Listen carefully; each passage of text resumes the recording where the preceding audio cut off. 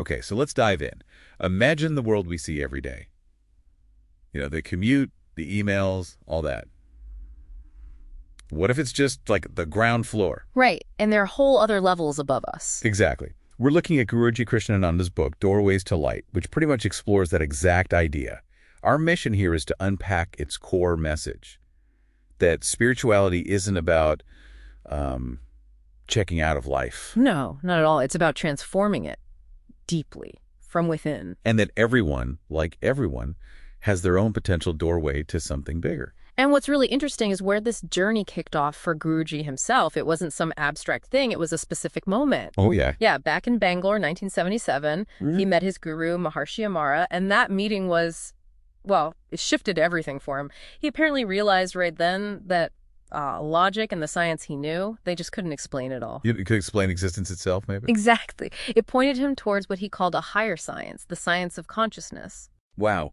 So that leap from logic to, well, pure consciousness, that sounds intense. Once he went down that path, committed to this higher science through, discipline and meditation, what did he actually find? What did he experience beyond our usual physical world? Well, through years of dedicated practice, the sources say he experienced realms that, well, they sound almost mythological, frankly. Like what? He talks about the world of rishis. These are described as highly evolved beings, sort of working for universal guidance. And he gained this deep understanding of the subtle body, the energy blueprint beneath the physical. Okay. And then there's astral travel, which the sources describe in detail. And ultimately, the highest state known as samadhi. Samadhi. If you try to synthesize all that, these aren't just like fantasy lands. They're described as actual higher dimensions. Dimensions where these evolved beings operate for the good of all life with this profound sense of service. Okay, but we hear something important, right? The book stresses this. Absolutely crucial. Guruji was very clear. Any abilities, any powers gained through this journey, they are sacred tools. Tools for what, exactly? For inner transformation, for selfless service, period. They are absolutely not for showing off or, feeding the ego. That ethical rigor feels really key because it's easy to hear astral travel and just dismiss it, right? Mm-hmm. But Doorways to Light frames it as serious work, requiring discipline, observation, and this deep ethical foundation. It's not just believing something passively. Precisely. And that actually brings us right back down to earth, to the practical side for you listening. Right. So how does this connect to our everyday lives? How do we start? Well, Guruji makes it clear the real work starts inside, specifically with the ego. The ego. Always the tricky part. Isn't it just? But he offers this interesting take. Surrendering the ego isn't about crushing yourself or becoming passive. It's more about shifting.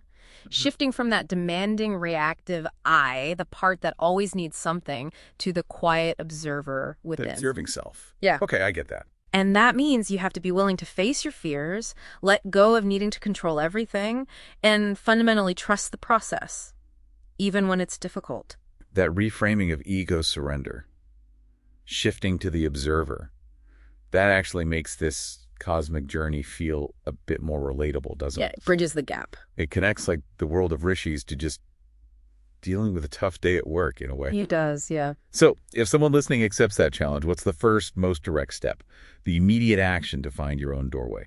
It's actually surprisingly simple. Guruji really emphasizes consistency over marathon sessions. Okay. Just dedicate a few minutes every day, even just 5 minutes, to meditation. What kind of meditation? The goal is basic. Sit in silence. Cultivate a feeling of gratitude if you can, and just be open. Open to receiving whatever comes, that quiet, silent openness. That's the beginning. That's like the first crack that lets the light start to come through. Ultimately, the most empowering message from Doorways to Light, I think, is this. Every single soul is a doorway to the light. You already are one. You don't need to go searching somewhere else. Exactly. The potential is right there within you. So maybe something for you to think about. Reflect on your own life for a moment. What experiences have maybe